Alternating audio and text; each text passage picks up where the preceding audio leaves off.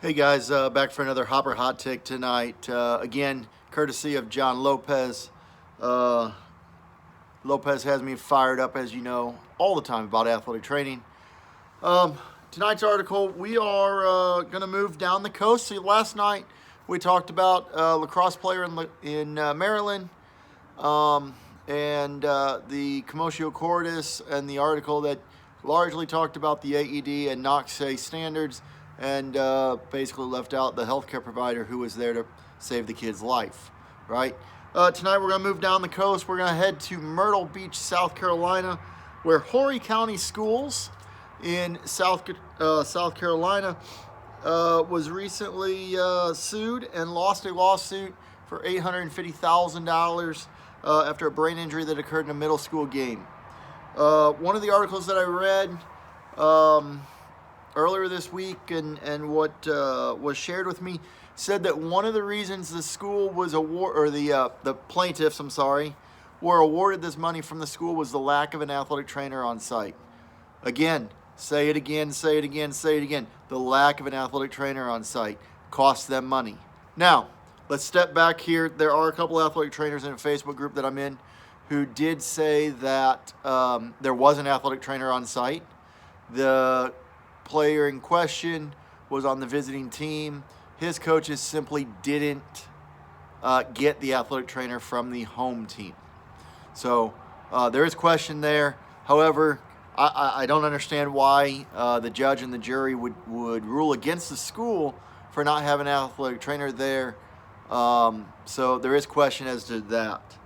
But, again, the argument was made. John made this argument, and we've talked about it before. We talked about it last year in Hillsborough County, Florida, right? With the lawsuit there costing the school district $1 million. $1 million hires a lot of athletic trainers. Guess what? So does $850,000. That hires a lot of athletic trainers for a long time. Take care of the kids. So we've got to do a better job. We've got to do a better job. And really, this is a problem that needs a solution from a lot of big pictures. Okay? I saw somebody posted in the Facebook group within this discussion, and basically it was a shrug the shoulders of, well, $850,000 isn't coming from the school district, it's coming from the insurance company. Okay, that's great. But at some point, the insurance premiums are going to go up, right? And why aren't these insurance companies working to keep their costs down by providing those services? By helping the schools to provide athletic training services that in turn is going to decrease insurance costs. Again, we come back to the argument in this country that the U.S. doesn't have a healthcare system. We have a sick care system. We've got to get away from just treating it after the fact, and let's work to prevent it. Let's work to prevent it. Okay, in this kid's case, as a 8th grader, I believe, 7th grader, whatever, as a middle school kid, this kid's life was changed forever because there wasn't an athletic trainer on his sideline. The athletic trainer that was there was not brought in to attend to that athlete for whatever reason. Guys, I'm not here to blame the athletic trainer, so let's not go down that road, okay? So for whatever reason, the athletic trainer that was on site was not presented with this kid, although the argument says that he displayed a bunch of concussion symptoms, was having difficulty walking, all kinds of things. That brings that fault back on those coaches. Those coaches are said to have concussion training. They failed. They failed. Okay? Coaches, concussion training is really simple. There's 22 symptoms: headache, nausea, dizziness, photophobia, balance issues, not feeling right. Those are the easy ones.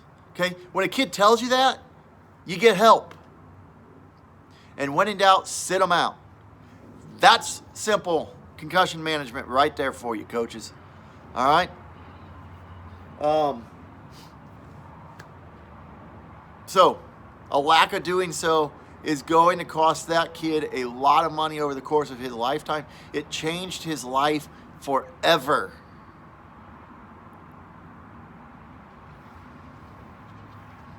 We've got to do a better job of taking care of our kids. We've got to do a better job of protecting them. Football is, and I saw this in a YouTube video just the other day. I was watching a video about Devon Gales from Southern University who fractured his neck at University of Georgia a few years ago, and they panned to a shot of the team room at the University of Georgia, and it says football is not a contact sport. It is a collision sport, and it's absolutely true. Football is a collision sport.